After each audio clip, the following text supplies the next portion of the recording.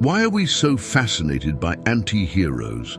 What is it about these characters, those who walk the line between light and darkness, that draws us in so completely? Figures like Deadpool, Harley Quinn, and of course, Venom. They aren't perfect paragons of virtue. Instead, they reflect the complex and messy parts of being human.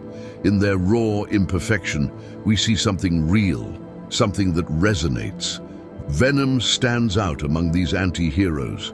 He's not just a hero or a villain, he's something in between, a creature of shadow bound to Eddie Brock in a strange, symbiotic relationship.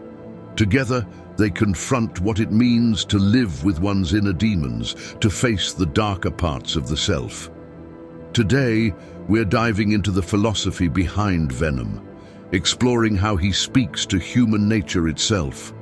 With insights from great thinkers like Carl Jung, Sigmund Freud, Friedrich Nietzsche, and Jean-Paul Sartre, we'll peel back the layers of Venom's story to uncover what his journey tells us about the balance between light and darkness within each of us. Before we dive deeper into Venom's story, if you enjoy these journeys into legendary heroes and philosophy, don't forget to subscribe for more inspiring insights like this every week. So are you ready? Let's step into the shadows together and discover the philosophy of Venom. Venom and Eddie Brock, the embodiment of human duality. In the world of literature, few tales capture the essence of duality as vividly as Dr. Jekyll and Mr. Hyde. Much like Eddie and Venom, Jekyll and Hyde are two faces of the same being, a reflection of the eternal struggle between light and darkness. Dr. Jekyll, the reputable scientist, is driven by a desire to separate his virtuous self from his darker urges, crafting Mr. Hyde as an outlet for his repressed instincts. But in attempting to split himself, Jekyll finds not freedom but ruin. Hyde grows in strength and autonomy, ultimately threatening to consume him entirely. Venom mirrors this tale in many ways. He is not merely a parasite to Eddie Brock, but a living embodiment of his shadow, his suppressed rage, ambition, and primal instincts.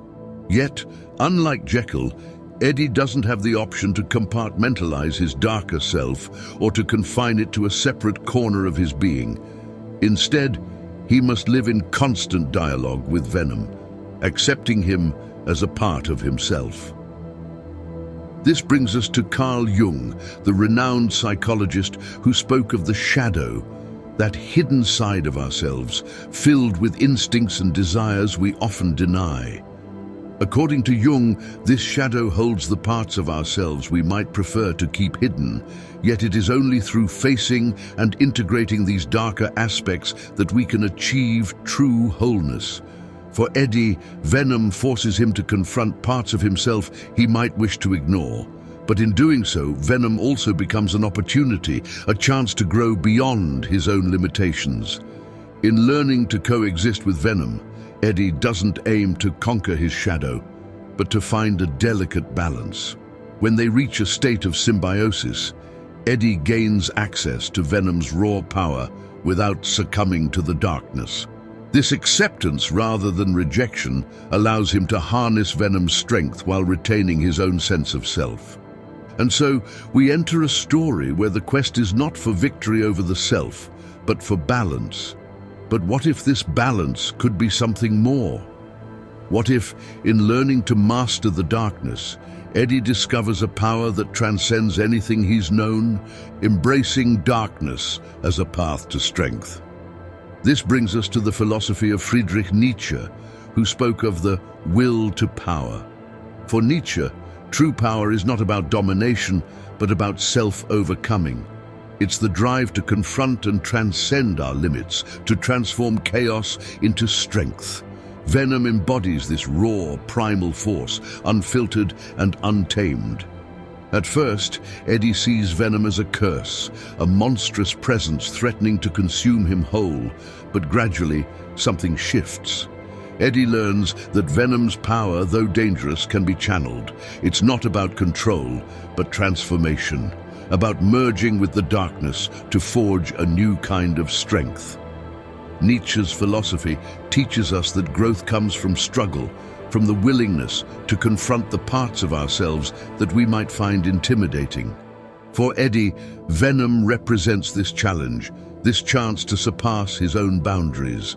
Venom, with all his fury and chaos, becomes not a hindrance, but a catalyst, pushing Eddie towards a form of resilience he never knew was possible.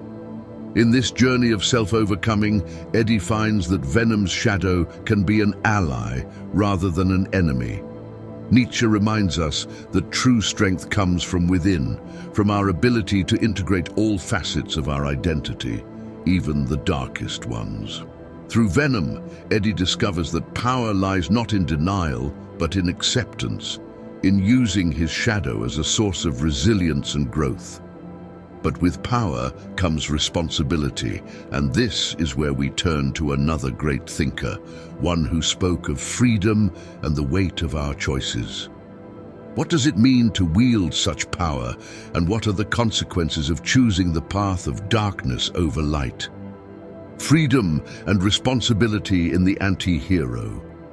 Jean-Paul Sartre, the existentialist philosopher, believed that we are radically free. We have the freedom to make choices and shape our lives, but with that freedom comes the responsibility to face the consequences. Sartre argued that we are defined by our choices, each decision forming the essence of who we are. For Eddie, this freedom is both exhilarating and daunting. Bonded with Venom, he possesses power beyond imagination. He can protect or destroy, save or punish. With Venom by his side, Eddie could use his newfound strength to take revenge on those who wronged him, or he could channel it towards something more meaningful. This is the heart of Sartre's philosophy. We are the architects of our destiny, and each choice we make leaves an indelible mark on who we become. Venom offers Eddie a kind of freedom that is both intoxicating and perilous. Every decision he makes, every time he wields Venom's power, he draws closer to either redemption or ruin. In this battle of choice, Eddie isn't alone. He shares it with Venom, his unruly counterpart. And here we can look back to ancient wisdom, to Plato's chariot allegory, which offers us yet another lens through which to understand this struggle.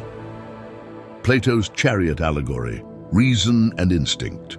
Long before Nietzsche and Sartre, Plato captured this inner struggle in his chariot allegory. He describes the soul as a charioteer trying to control two horses, one noble, representing reason, and the other wild, representing base desires. The task of the charioteer is to keep these forces in balance, steering the chariot forward. In Venom's world, Eddie is that charioteer, striving to guide the wild, instinctual force that Venom embodies. Venom is that unruly horse, powerful and reckless, driven by primal urges. For Eddie to survive, he must find a way to guide Venom, to channel this darkness without allowing it to consume him. Plato's allegory reminds us that true mastery lies not in suppressing our instincts, but in guiding them. Eddie's journey is a testament to this, showing that harmony between reason and instinct is the only way to move forward. Venom, rather than being something to fear, becomes a part of Eddie's strength, a wild force that, when harnessed, allows him to transcend his own limitations. And so, we see that Venom's story is not one of pure darkness or light, but of the endless dance between the two. Bound together, Eddie and Venom embody the timeless struggle to be whole, to accept every facet of oneself. Embracing our shadows. What does Venom teach us about ourselves? Perhaps it's this: we all have shadows, parts of ourselves that we might prefer to keep hidden. But these shadows are not our enemies. They can be our teachers, our allies, if we have the courage to face them. Eddie's journey with Venom is a story of self-discovery, of learning to live with complexity. He shows us that true strength is not found in denying our darkness, but in understanding it, in finding a place for it within us. Venom reminds us that light and shadow are intertwined and that our true power lies in embracing both. So the next time you find yourself drawn to an anti-hero, remember that these characters reflect our own depth. They are flawed, yes, but they are also whole. In their tension between light and darkness, we find our own potential for growth. Through this acceptance, this balance, we too can find strength in the shadows. Thank you for joining me on this journey, wishing you a wonderful day or night, and until next time, take care.